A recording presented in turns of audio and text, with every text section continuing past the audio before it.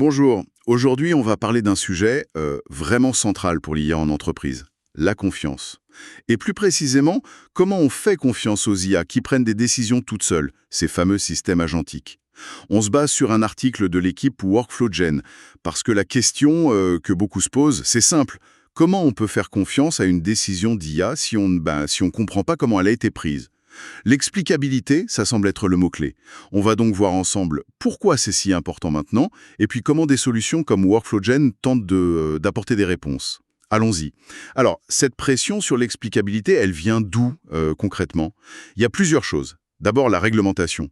On pense à l'acte IA européen, bien sûr, mais aussi au RGPD. Oui, la conformité, c'est un gros morceau. Exactement. Et puis, en interne, il y a un vrai besoin d'auditabilité, de savoir qui a fait quoi, sur quelle base, la responsabilité, quoi. Hmm. Et évidemment, la confiance, celle des utilisateurs, des clients, des partenaires. Ce n'est plus juste une option, c'est une exigence pour le business. Voilà. C'est tout à fait ça. Le vrai problème, ce sont ces boîtes noires. Les IA, les LLM, les agents, bon, ils sont très forts, très efficaces, mais comprendre leur logique interne, C'est compliqué. bah oui, c'est souvent très opaque. On voit le résultat, mais le raisonnement derrière, pas toujours facile à suivre. Et là, évidemment, le risque est énorme, surtout pour les processus critiques, la finance, la santé, la logistique. Oui. Le défi, il est double, en fait. D'abord, comment on s'assure que le jugement de l'IA est bon, qu'il est aligné avec ce qu'un humain ferait? Mhm. Et ensuite, comment on garde une trace? Une piste d'audit claire, défendable. La question, c'est vraiment ça. Comment on arrive à allier l'efficacité de l'IA et la confiance quand le moteur de décision est un peu obscur? D'accord. Le défi est clair. Alors comment une plateforme comme WorkflowGen essaye d'y répondre, d'après ce qu'ils disent? Ils mettent en avant plusieurs points. D'abord, des pistes d'audit très poussées. Essentiel, ça. Chaque action, humaine ou IA, est enregistrée, horodatée avec le contexte. C'est la base. Tout à fait. La traçabilité. Mhm. Ensuite, la supervision hybride. L'idée, c'est des points de contrôle humains. Un humain peut valider, corriger, même annuler une décision de l'IA. Le fameux humain dans la boucle. Mhm. Et puis, il y a un truc intéressant, des couches d'explicabilité low-code. Alors ça, low-code, pour l'explication, ça veut dire quoi exactement? Ben, ça veut dire qu'on peut facilement ajouter des éléments pour expliquer la décision de l'IA sans avoir à coder pendant des heures. Ah d'accord. Oui, par exemple, afficher un petit résumé, l'IA recommande ça parce que, ou un score de confiance, ou les critères principaux qu'elle a utilisés. Et le low-code rend ça accessible, même aux équipes qui ne sont pas purement techniques. Ce qui est vraiment bien pensé ici, c'est la combinaison des trois.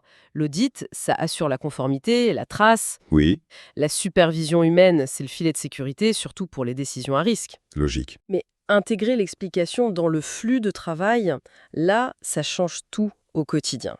Ça rend la décision de l'IA compréhensible pour l'utilisateur. Il peut l'accepter ou la contester, mais en connaissance de cause. Et l'article ajoute aussi, et c'est important, les contrôles de gouvernance qui valident quoi et la flexibilité du déploiement sur site ou cloud pour la maîtrise des données. C'est un ensemble cohérent. Je vois, ça devient plus concret. Et pour que ce soit encore plus parlant, il y a des exemples dans l'article, non? J'essaie d'imaginer ça en pratique. Oui, oui. Prenons la finance, par exemple. Une demande de prêt. L'IA analyse, elle fait une recommandation. OK, refus, ou peut-être besoin de plus d'infos. Hmm, Avec ce type de solution, la recommandation n'arrive pas seule. Elle vient avec une justification, basée sur score X, historique Y, mais attention au taux d'endettement Z. L'employé de banque voit ça, il peut creuser s'il veut, et il prend sa décision finale. Et tout est enregistré. Exactement. La recommandation IA, la justification, la décision humaine, quand tout est tracé.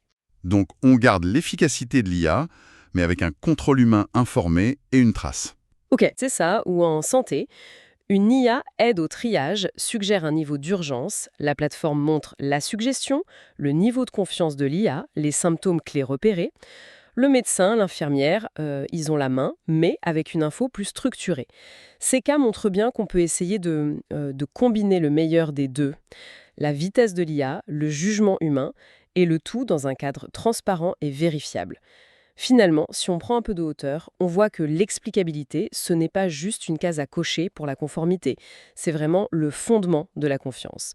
Et donc de l'adoption réussie, responsable de l'IA dans l'entreprise. Des approches structurées comme celle qu'on vient de voir, qui intègrent audit, supervision, explication, eh bien elles ouvrent la voie. Alors, ce qu'il faut retenir, c'est que ce dilemme entre innover vite avec l'IA et garder la confiance, le contrôle, ce n'est peut-être pas une fatalité. Il y a des moyens concrets d'automatiser intelligemment, tout en restant transparent et maître à bord. Absolument. L'IA efficace, oui, mais pas une boîte noire incontrôlable. Et ça soulève une réflexion intéressante pour l'avenir, je trouve. Au-delà de la simple conformité, de l'audit, comment est-ce que cette transparence accrue, cette capacité à comprendre le pourquoi de l'IA, va transformer la collaboration au jour le jour? La dynamique de confiance entre les humains et ces systèmes intelligents, au cœur même des équipes. C'est peut-être ça le prochain chapitre passionnant.